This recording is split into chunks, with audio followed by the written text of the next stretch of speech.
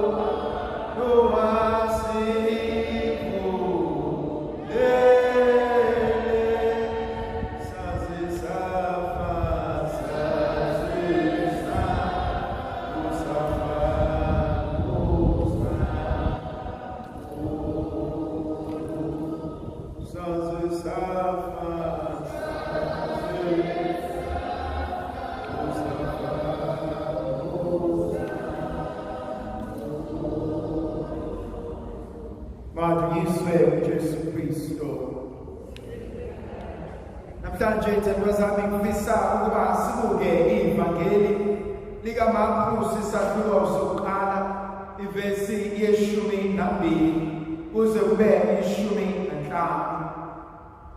Uma sibuka ivangeli likaMarkus sithola kucaca ngokusobala ukuba chapter 1 verse 1 uthi izindaba ezithokozisayo zenkosi yethu uJesu Kristu oyindodana kaNkulunkulu. uMarkus ufuna kucace ngokusobala ukuthi uJesu unguKristu kodwa futhi uyindodana kaNkulunkulu. Aqhubeke evangelini lakhe athathe uJesu ayombeka kwisinagoge. Uma engena kwisinagoge uhlangana nensizwa engenwe imimoya emibi. Lensizwa enemimoya emibi iyakhala, iyamemeza, iyaqabalasa ithi, Jesu ufunani thina ngokuba thina siyazi ukuthi ungindodana kaNkulunkulu, ongcwele kaNkulunkulu. Okwesithathu sithola uJesu ebhabhadiswa emfuleni iJordani, ebhabhadiswa nguJohannes. Ethi angabhabhadiswa uJohannes ebese ethi, bheka ngibona amazulu ayevuleka, umoya kaNkulunkulu wehla phezulu kukaJesu ngesimo sejuba. Ebese kuvela izwi elithi, lona kuyindodana yami ethandekayo, yilaleleni. Uthi namhlanje uNkulunkulu kuMark chapter 1 verse 12 umoya kaNkulunkulu wamqhuba uJesu, wamhola uJesu, wamphonsa uJesu, umfaka ehlane. Ngiyazibuza, ngiyaziphendula ukuthi kwakudalwa yini ukuba uJesu ayiswe ehlane lapho ezolingwa khona uSathane. Kunezinto ezimbalwa ezibalulekile kumina. Eyokuqala yukuthi umoya kaNkulunkulu okuyiwona umholela ehlane. Uma siyofunda incwadi kaGenesis noExodus siyaqonda kahle kamhlophe ukuthi ihlane lindawo eyigwadule. Ihlane lindawo lapho kungamili khona lutho ebonakalayo inempilo. Abantwana bakwa-Israyeli bayakhala kuMose bathi, uvumeleni ukuba sisuke eGibhithe sizofela kule ndawo. So ngiyayibuza ukuthi uma uJesu eyindodana kaNkulunkulu, wayipho uNkulunkulu avuma ukuba uJesu ayongena ehlane? Wayipho uNkulunkulu avuma uJesu abe nazo zonke lezi inkinga azobhekana nazo esehlane? Wayipho uNkulunkulu avuma ukuthi uJesu adidekele endaweni engenakho ukuphila? Zimbalwa izinto ezivukayo kumina. Eyokuqala yukuthi the same spirit enike uJesu amandla, umoya onike uJesu ukuqonda nokwazi ukuthi uyisithandwa sikaNkulunkulu, yiwona futhi ohamba naye endleleni, umsiza, umnikeza amandla okuba akwazi ukumelana nezivunguvungu ezivukayo empilweni yakhe. Thandwa zami, kwesinye isikhathi siyazibuza ukuthi uNkulunkulu uvume kanjani ukuba izinto ezimbi zenzeke kumina. uNkulunkulu uvume kanjani ukuba izinkinga ezinjena zenzeke emndenini wami? And so ngiyasibuza, ngiyasiphendula ukuthi, have you ever reached a stage empilweni yakho where you feel absolutely lost? When you feel disconnected with yourself and with God and those around you? Have you ever gone through an experience where you feel ukuthi ngaze ngadinwa, ngaze ngacikeka, I'm done with uNkulunkulu and akahlale la ekhona, kakade ubekephi when I needed him the most? People have prayed and izinto zenzeka the opposite. People have lived good lives, but they've suffered. They've lost their jobs. They are losing their homes. And so, kwesinye isikhathi uyazibuza ukuthi, but inkosi kuphi engakwenzanga? But inkosi kuphi okuliphutha ongathi ukuthi uyangishaya ungishayela kona? Why izinto zingalungi? Omunye abuke oza kwabo, omunye abuke ahlala nabendlini athi barosibani benza ukuthi nokuthi but right. Mina ngithi ngiyazama ukusixoxa kodwa kukho okulungayo. Have you ever reached a stage where you say, why bother praying? Have you ever struggled with the concept yokukhuleka and you say, angisiboni isidingo? Because uNkulunkulu seems to be so distant and so far away, and sometimes it feels as if akanindaba. But there's something that speaks to me. Uma umoya kaNkulunkulu ukwazi ukuhlala noJesu ehlane, it gives me the concept yokuthi akabashiya bakhe uhlala nabo. Thandazami, kuJohn chapter 11, when uLazarus eseshonile, uMartha noMaria bayamgxeka uJesu, bacikekile, badiniwe, bathi Nkosi ukuba ubukhona umnewethu ngaba ngafanga. And so sometimes we reach that stage la sithi khona bankosi wakwenze mandulo, wakwenza komakhelwane, phohlulwe yini ukwenza emzini kaBaba. And so sometimes we reach a stage la we struggle noNkulunkulu. Khona inkonzo eyenziwa uJakobe lithi izwi kaNkulunkulu wabambana noNkulunkulu ubusuku bonke. And so in our own spiritual lives, in our own spiritual journey, sikhona isigaba la ngifika khona la siphikisana khona noNkulunkulu ngoba akushoyo nakwenzayo. At least emehlweni ami it seems to be different. And yet namhlanje uNkulunkulu wants to give us the assurance yokuthi akamshiya bakhe. He wants us to remember ukuthi uyohlezi enathi ngazo zonke izikhathi. But it goes a little bit further. uJesu uya ehlane and ahlale khona for 40 days.